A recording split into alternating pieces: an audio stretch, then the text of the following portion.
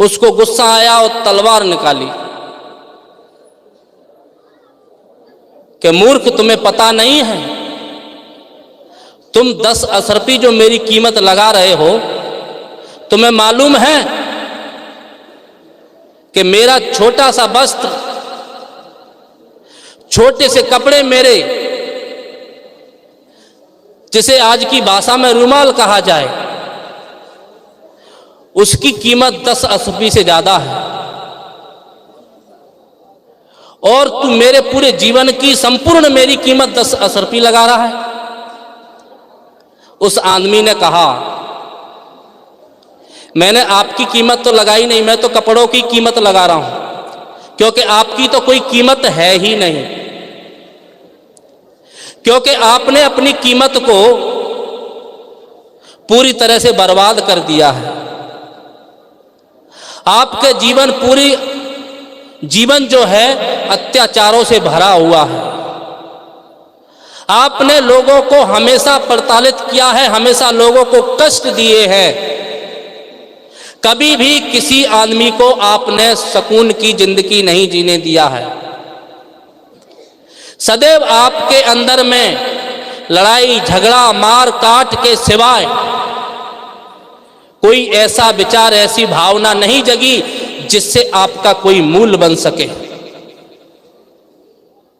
आपका नाम जो भी सुनता है वो डरता है। आपके सामने कोई आना नहीं चाहता, आपको कोई देखना नहीं चाहता, आपसे सब लोग दूरी बनाना चाहते हैं। जिस आदमी से लोग दूरी बनाना चाहें, जिसके पास ना जाना चाहें, जिसे लोग देखना ना चाहें, पसंद ना करें, उस आदमी की भला क्या कीमत हो सकती है।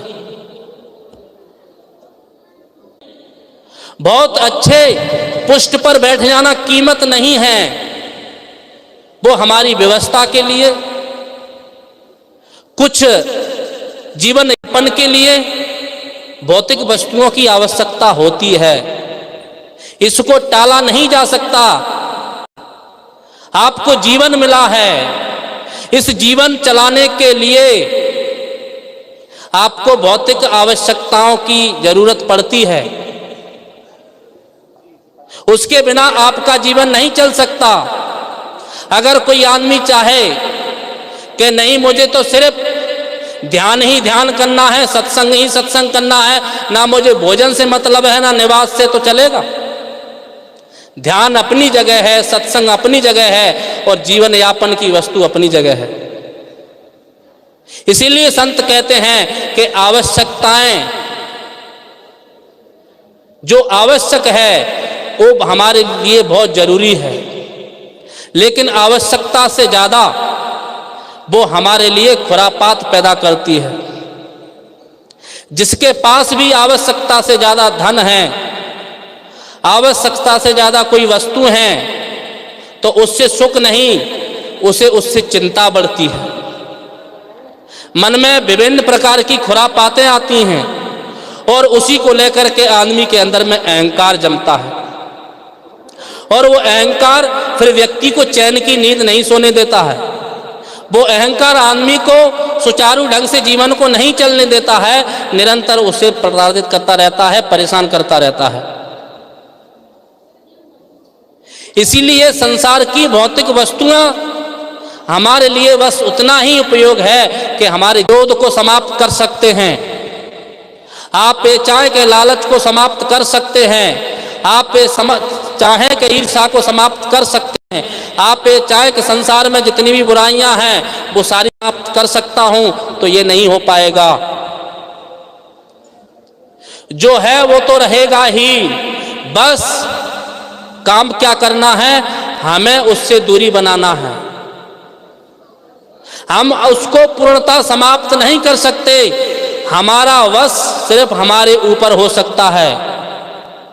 हम अपने को साध सकते हैं, अपने को संभाल सकते हैं, अपने को उस नियम में ढाल सकते हैं। आपका अधिकार दूसरों पे कब तक जमाओगे? ये सारी चीजें हमारे जीवन को मट्टी के मोल बेचती हैं।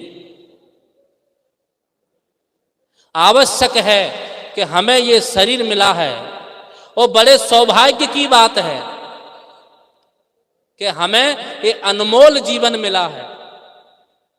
ये मनुष्य का जीवन, ये शरीर जिसमें हम स्वतंत्र हैं, जो चाहे वो कर सकते हैं। और सच में ये आपको गिफ्ट के द्वारा, समझिए प्रकृति ने गिफ्ट दिया है आपको, आपके उद्धार के लिए, आपके कल्याण के लिए। पता नहीं कितने जन्मों से, अनंत जन्मों से, किस किस खानी में कहां किस तरह से हमारा जीवन झूलता चला आया है। आज ये सुनहला अवसर हमें ये मिला है।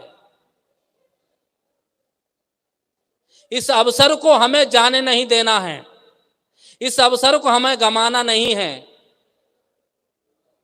बहुत बड़ा उपकार है, प्रकृति पर धन्यवाद देना चाहिए कि उसके द्वारा हमें ये शरीर, हमारे संस्कार, हमारे प्रारब्ध के अनुसार ये शरीर मिल गया। जो भी बंधन बचे हैं, जो भी हमारे भवसागर के बंधन हैं, उन्हें काटने का सुंदर अवसर ये मनुष्य का जीवन मिला है। कहीं दुर्भाग्य से किसी पशु खानी में चले जाते, किसी जीवाणु खानी में चले जाते, तो ना आज हमें इस सत्संग का सौभाग्य मिलता, ना संतों के दर्शन का सौभाग्य मिलता, और ना ही इस तीर्थ में स्नान करने का सौभाग्य मिलता। ये सारा का सारा सौभाग्य, सबसे बड़ा सौभाग्यशाली ये मनुष्य है। लेकिन इसने अपने जीवन को, अपने सौभाग्य को दुर्भाग्य में बदल दिया है अपनी आदतों से। आदमी अपनी आदतों के वशीभूत होकर के इस जीवन को बर्बाद कर देता है, इस जीवन को दुखमय बना लेता है, इस जीवन को बर्बाद करने पर तुल जाता है। क्योंकि आदमी को जब भी कोई चीज परेशान करती है तो वो सिर्फ आदतें हैं। आपने देखा होगा कि आदमी अपनी आदतों से कैसे गुलाम होकर के दुखी होता है। आप आदतों में और स्वभाव में थोड़ा अंतर जानें कि जो आदत होती है वो सदैव कष्ट देती है, जो आदतें होती हैं वो सदैव कष्ट देती हैं, और जो स्वभाव होता है वो कष्ट नहीं देता है। जैसे कोई आदमी है जिसे आदत लग गई गुटखा खाने की, या बीड़ी पीने की, या शराब पीने की। जितना भी बाहर से जो आदतें लगती हैं, यदि उसे आदत लग गई और जब उसे वो समय पर नहीं मिलता है तो आदमी दुखी होने लगता है। जो आदमी बीड़ी पीता है, गुटखा खाता है, उससे पूछना बेचैन हो जाता है, परेशान होने लगता है। क्यों? क्योंकि वो आदत है। ऐसे ही बाहरी आदतें, जो कुछ नशा की आदतें हैं, वो हमें बेचैन करती हैं। ऐसी प्रकार हमारे मन की भी आदतें हैं। गुस्सा हमारी आदत है, स्वभाव नहीं है। क्रोध हमारी आदत है, स्वभाव नहीं है। नाराजगी हमारी आदत है, स्वभाव नहीं है। लोभ हमारी आदत है, स्वभाव नहीं है। क्योंकि जो हमें कष्ट दे, जो हमारे मन को विचलित करे, हमारे मन को सदैव परेशान करे, समझ लेना वो आदत है। क्योंकि जब भी आदमी क्रोध करता है, गुस्सा करता है, वो अपने आप को दुख महसूस करता है, दुख में पाता है। लेकिन वही आदमी जब सर्वत्र प्रेम करता है, वही आदमी जब करुणा का व्यवहार करता है, तो क्या दुखी होता है? अच्छा, आप लोगों से पूछें कि आप गुस्सा यदि किसी को आता है तो कितनी देर आप गुस्सा में रह सकते हैं? अगर किसी आदमी को गुस्सा आ रहा हो तो गुस्सा कितनी देर रहता है? 10 मिनट, 5 मिनट, ज्यादा से ज्यादा 1 घंटा।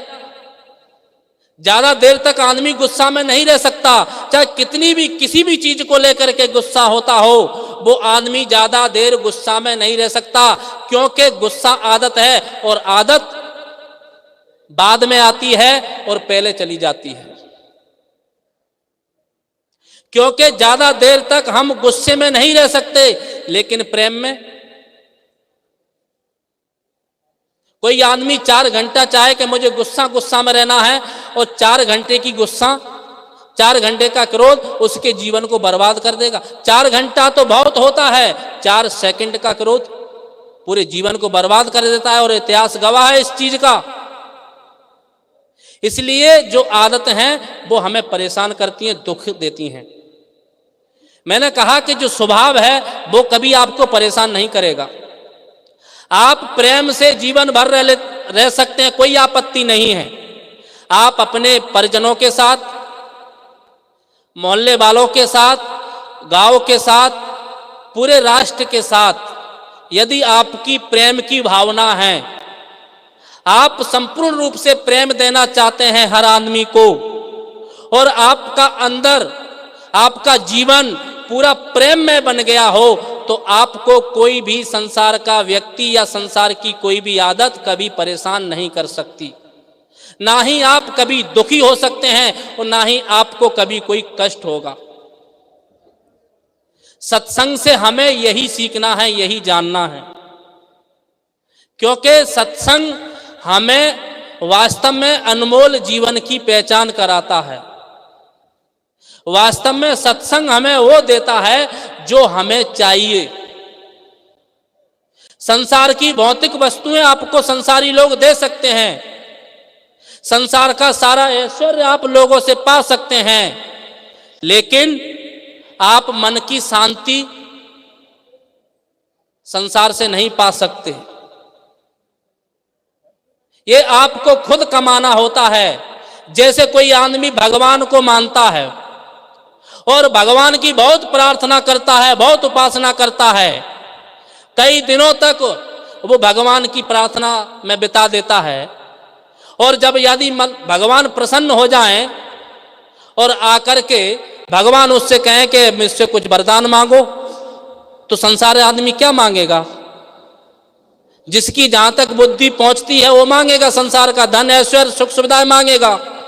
तो ये तो समझदारी नहीं हुई, क्योंकि भगवान या गुरु आपको संसार की चीजें नहीं देते हैं। और यदि आप संत से, भगवान से, यदि भगवान को मानने वाले लोग हैं, संत को मानने वाले लोग हैं, और यदि आप संसार की चीजें ही उनसे मांग रहे हैं, किसी संत के पास जाएं और संत प्रसन्न हो, आप कहें हमें पुत्र दे दो, आप कहें हमें धन दे दो, आप कहें हमें मकान नहीं है मकान बनवा दो, आप कहें हमारे पास गाड़ी नहीं है गाड़ी दे दो, तो ये तो आपके पास काबिलियत है, आप ये तो कमा सकते हैं, ये तो आपके पास ताकत है कि आप वो कमा सकते हैं, आपके पास उतनी बुद्धि है कि संसार की चीजें इकट्ठी कर सकते हैं। संत से वो मांगो जो आप नहीं कमा सकते, संत से वो मांगो जो आपको संसार नहीं दे सकता है।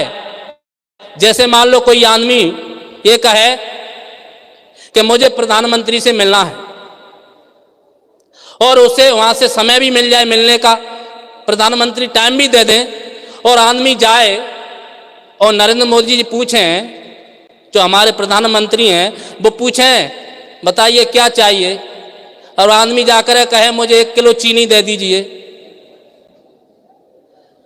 इतने दिनों से अर्जी लगाया, समय मिला, और जाकर के कहे मुझे 1 किलो चीनी दे दीजिए, तो क्या कहेंगे वो? अरे भले मांस, ये तो तुम वहां कबीर आश्रम में भी ले सकते थे, मुझसे वो मांगो जो मेरी हैसियत है। ये चीनी, ये संसार की सारी चीजें तो संसार देगा ही, हम संत से वही तो मांगते हैं। हमने लड़का मांगा तो क्या मांगा, हमने धन मांगा तो क्या मांगा, हमने जमीन मांगी तो क्या मांगा, ये तो सारी काबिलियत हमारे अंदर में है, हम कमा सकते हैं। आप संत से वो मांगो जो आप नहीं कमा सकते। संत से आप शांति का रास्ता पूछो, संत से आप मुक्ति का मार्ग पूछो, संत से आप अपने उद्धार के कारण पूछो। हमारा उद्धार किस तरह हो सकता है, हम इस आवागमन के चक्कर से कैसे छूट सकते हैं, हमें मन की शांति कैसे मिल सकती है।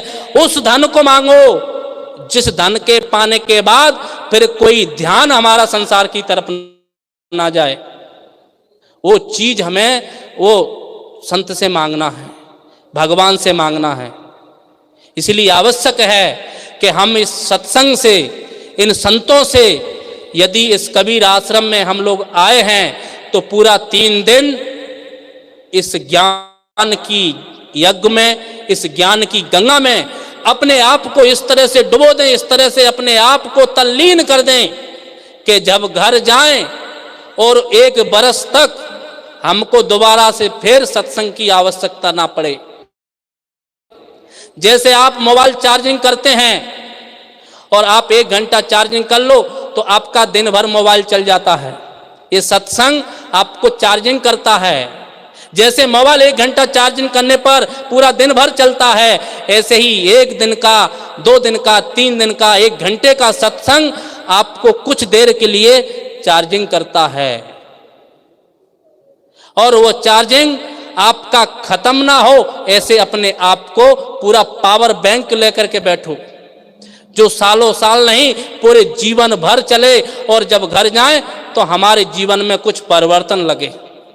जो आदतें हमारी पुरानी थी, जिन आदतों को लेकर के हम घर से आए थे, वो आदतें इस पांडाल में छूट जाएं और घर जाएं तो एक नए आदमी के रूप में जाएं, एक नए व्यक्ति के रूप में जाकर के वहां पर उपस्थित हों। जो कि घर वाले ये सोचें कि मेरा बाप, मेरा पिता, मेरी माता, मेरा भाई, मेरा बहन सत्संग में गया था और सत्संग में वास्तव में ये एक सज्जन पुरुष बन के लौटा है, एक ईमानदार पुरुष बन के लौटा है, एक अच्छा व्यक्ति बन करके लौटा है, तब हमारा इस सत्संग से लाभ हो सकता है। इसलिए हमें उसी रूप में नहीं जाना है, हमें यहाँ से परिवर्तन होके जाना है, और यही हमारी सच्ची और निष्ठा होगी और संतों के प्रति हमारी आस्था होगी। इसका हम पूरी तरह से पालन करें। आइए आप लोगों के समक्ष कुछ देर हम लोग विचार रखें। अब इस सत्संग की कड़ी को आगे बढ़ाते हुए मैं कुछ देर विचार रखने के लिए निवेदन करूंगा। हमारे पूज्य संत श्री जो सूरत से पधारे हुए हैं, नाम भूल गया हो, दे देता हूँ, हैं? अरे तो समय है अभी,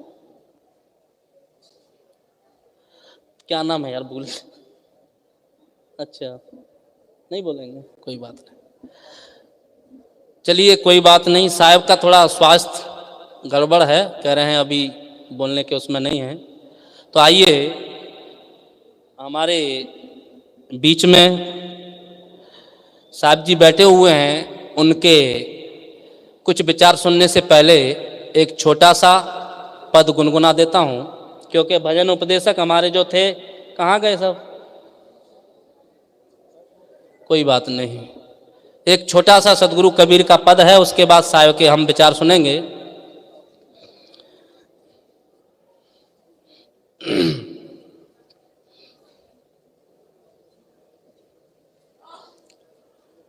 कि मैं अभी जो कह रहा था कि संसार से हम क्या मांगते हैं, और वो संसार की जो चीजें, संसार की जो भौतिक वस्तुएं हम इकट्ठा करते हैं, क्योंकि हमें इस संसार से मिलता है, और जब संसार से जाते हैं तो संसार में छोड़ के चल देते हैं, ना साथ लाते हैं ना साथ ले जाते हैं। इसलिए सदगुरु कबीर ने एक पद में कहा है, क्या मांगो कुछ थिर ना रहाही,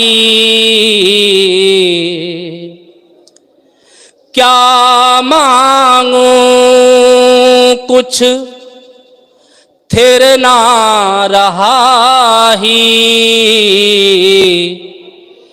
देखत नैन चला जग जाई, देखत नैन चला जग जाई। एक लक पूत सबा लख नाती एक लख पूत, सबा लख नाती तारावड़ घर दिया न बाती। क्या मांगू क्या मांगू क्या मांगू, कुछ थिर ना रहा ही। देखत नैन चला जग जाई। लंका सकोट समुद्र सिखाई, लंका सकोट समुद्र सिखाई। तारा बड़ की खबर न पाई। क्या मांगू क्या मांगू क्या मांगू, कछु थिर ना रहा ही। देखत नैन चला जग जाई। आवत संगना जात संघाती, आवत संगना जात संघाती। का भय दल बांधल हाथी। क्या मांगू कछु क्या मांगू, कछु थिर ना रहाई। देखत नैन चला जग जाई। कहत कबीर हाँ, कहत कबीर अंत की बारी। कहत कबीर अंत की बारी। छाड़ चले जैसे चला रे जुआरी। क्या मांगू कछु क्या मांगू, कछु थिर ना रहाई। देखत नैन चला जग जाई। देखत नैन चला जग जाई। देखत नैन चला जग जाई। बोलिए सद्गुरु कबीर साहेब की।